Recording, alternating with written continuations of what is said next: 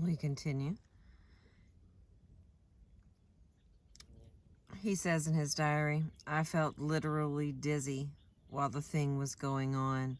I went home and went to bed for 2 hours after lunch.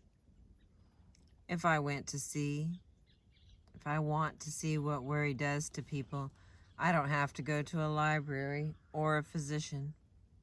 I can look out the window of my home where I am writing this book, and I can see, within one block, one house where worry caused a nervous breakdown, and another house where a man worried himself into diabetes. When the stock market went down, the sugar in his blood and urine went up. When Montaigne, the illustrious French philosopher, was elected mayor of his hometown, Bordeaux, he said to his fellow citizens, I am willing to take your affairs into my hands, but not into my liver and lungs.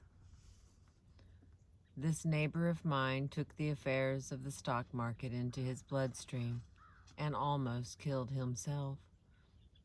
If I want to be reminded of what worry does to people, I don't need to look at my neighbor's house. I can look at this very room where I am writing now and be reminded that a former owner of this house worried himself into an untimely grave.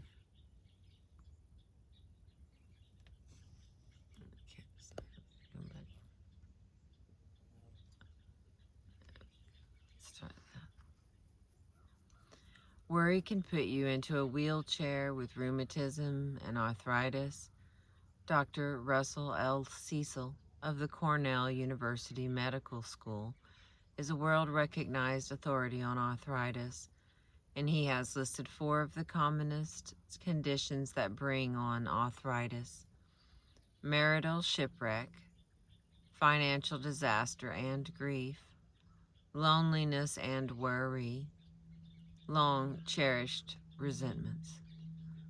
Naturally, these 4 emotional situations are far from being the only causes of arthritis. There are many different kinds of arthritis due to various causes. But, to repeat, the commonest condition that brings on arthritis are the 4 listed by Dr. Russell L. Cecil.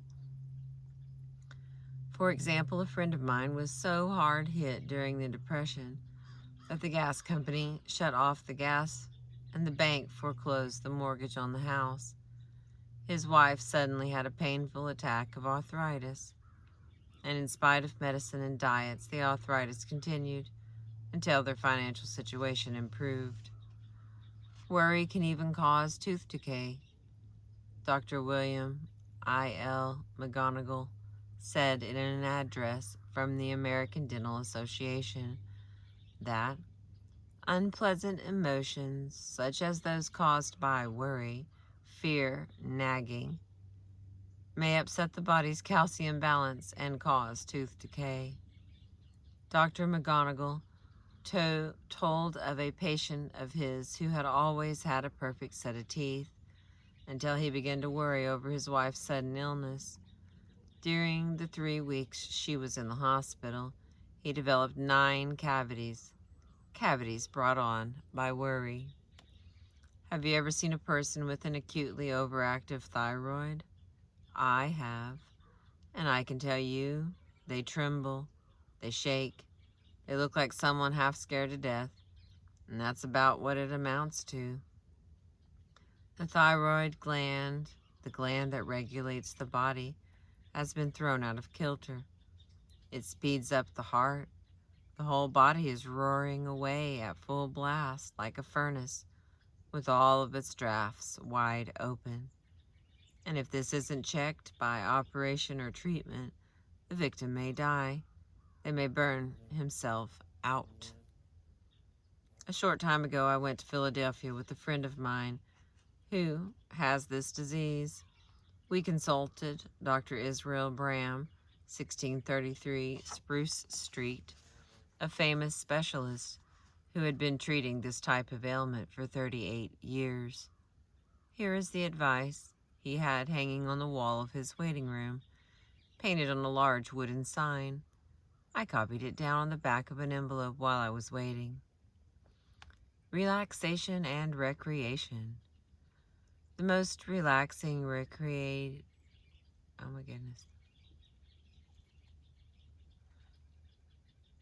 The most relaxing recreating forces are a healthy religion, sleep, music, and laughter.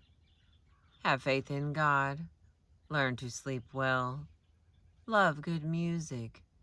See the funny side of life. And health and happiness will be yours. The first question he asked his friend of mine was, what emotional disturbance brought on this condition?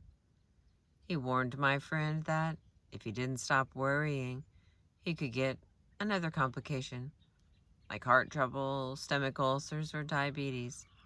All of these diseases, said the eminent doctor, are cousins, first cousins. Sure, they're first cousins. They're all worry diseases.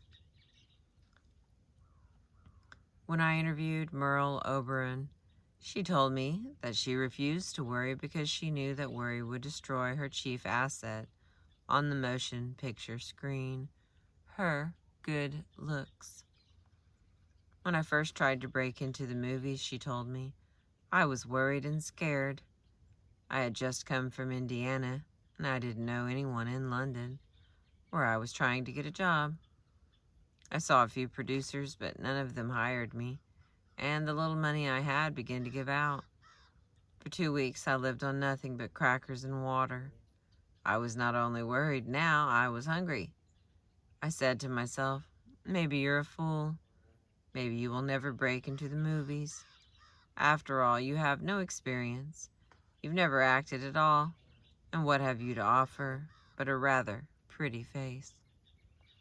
I went to the mirror, and when I looked in that mirror, I saw what worry was doing to my looks. I saw the lines it was forming. I saw the anxious expression. So I said to myself, you've got to stop this at once. You can't afford to worry. The only thing you have to offer at all is your looks, and worry will ruin them. Few things can age and sour a woman and destroy her looks as quickly as worry. Worry curdles the expression. It makes us clench our jaws and lines our faces with wrinkles. It forms a permanent scowl. It may turn the hair gray, and in some cases even make it fall out. It can ruin the complexion. It can bring on all kinds of skin rashes, eruptions, and pimples. Heart disease is the #1 killer in America today. During the Second World War, almost 1/3 of 1,000,000 men were killed in combat. But during that same period, heart disease killed 2 million civilians, and 1 million of those casualties were caused by the kind of heart disease that is brought on by worry and high-tension living. Yes, heart disease is one of the chief reasons why Dr. Alexis Carrel said, businessmen who do not know how to fight worry die young. The Negroes down south and the Chinese rarely have the kind of heart disease brought on by worry because they take things calmly. 20 times as many doctors as farm workers die from heart failure. The doctors lead tense lives and pay the penalty. The Lord may forgive us our sins, said William James, but the nervous system never does. Here is a startling and almost incredible fact. More Americans commit suicide each year than die from the 5 most common communicable diseases. Why? The answer is largely worry. When the cruel Chinese warlords wanted to torture their prisoners, they would tie their prisoners hand and foot and put them under a bag of water that constantly dripped, dripped, dripped, day and night. These drops of water, constantly falling on the head, finally become like the sound of hammer blows and drove men insane. The same method of torture was used during the Spanish Inquisition and in German concentration camps under Hitler. Worry is like that constant drip, drip, drip of water, and the constant drip, drip, drip of worry often drives men to insanity and suicide. When I was a country lad in Missouri, I was half scared to death by listening to Billy Sunday describe the hell fires of the next world. But he never even mentioned the hellfires of physical agony that warriors may have to face here and now. For example, if you are a chronic worrier, you may be stricken someday with one of the most excruciating pains ever endured by man, angina pectoris. Boy, if that ever hits you, you will scream with agony. Your screams will make the sounds in Dante's Inferno sound like babes in Toyland. You will say to yourself then, oh God, if I can ever get over this, I will never worry about anything ever. If you think I'm exaggerating, ask your family physician. Do you love life? Do you want to live long and enjoy good health? Here is how you can do it. I am quoting Dr. Alexis Carrel again. He said, "Those who keep the peace of their inner selves in the midst of the tumult of the modern city are immune from nervous diseases." Can you keep the peace of your inner self in the midst of the tumult of a modern city?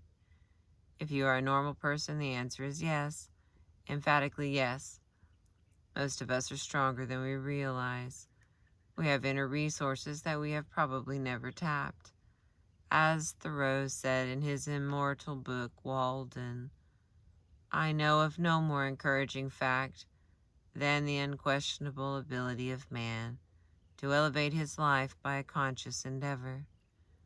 If one advances confidently in the direction of his dreams and endeavors to live the life he has imagined, he will meet with success unexpected in common hours.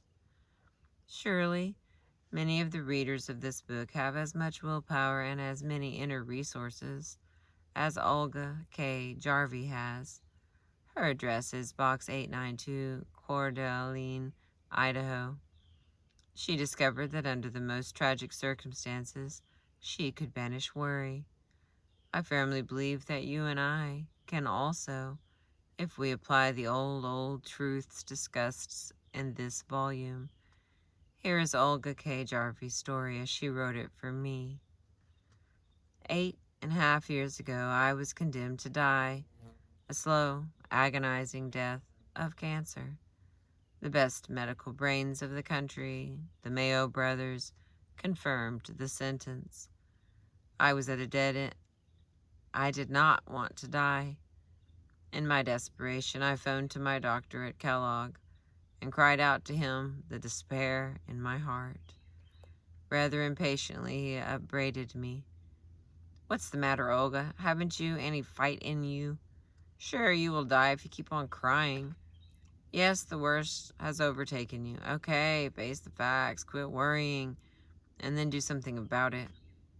Right then and there, I took an oath so solemn that the nails sank deep into my flesh and cold chills ran down my spine. I am not going to worry. I am not going to cry.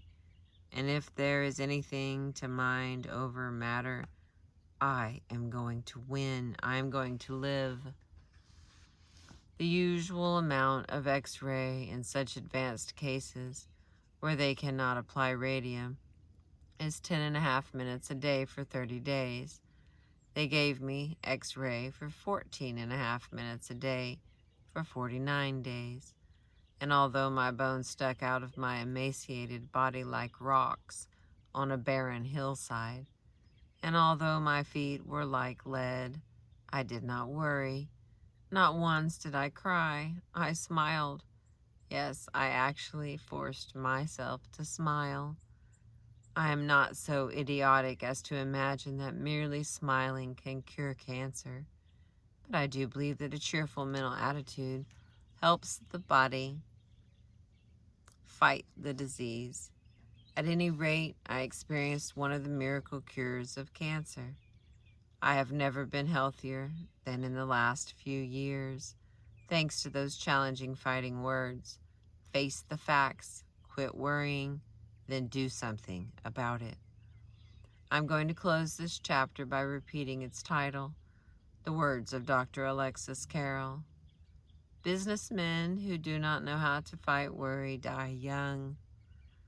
The fanatical followers of the Prophet Muhammad often had verses from the Quran tattooed on their breasts. I would like to have the title of this chapter tattooed on the breast of every reader of this book. Businessmen who do not know how to fight worry die young. Was Dr. Carrel speaking of you? Could be. The end of this section is part 1 in a nutshell. Fundamental facts you should know about worry. Rule 1. If you want to avoid worry, do what Sir William Osler did. Live in day-tight compartments. Don't stew about the future. Just live each day until bedtime. Rule 2. The next time trouble with a capital T comes gunning for you and backs you up in a corner, try the magic formula of Willis H. Carrier. A.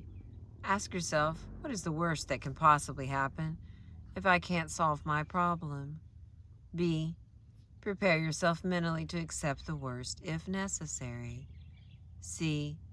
Then calmly try to improve upon the worst, which you have already mentally agreed to accept. And Rule 3. Remind yourself of the exorbitant price you can pay for worry in terms of your health.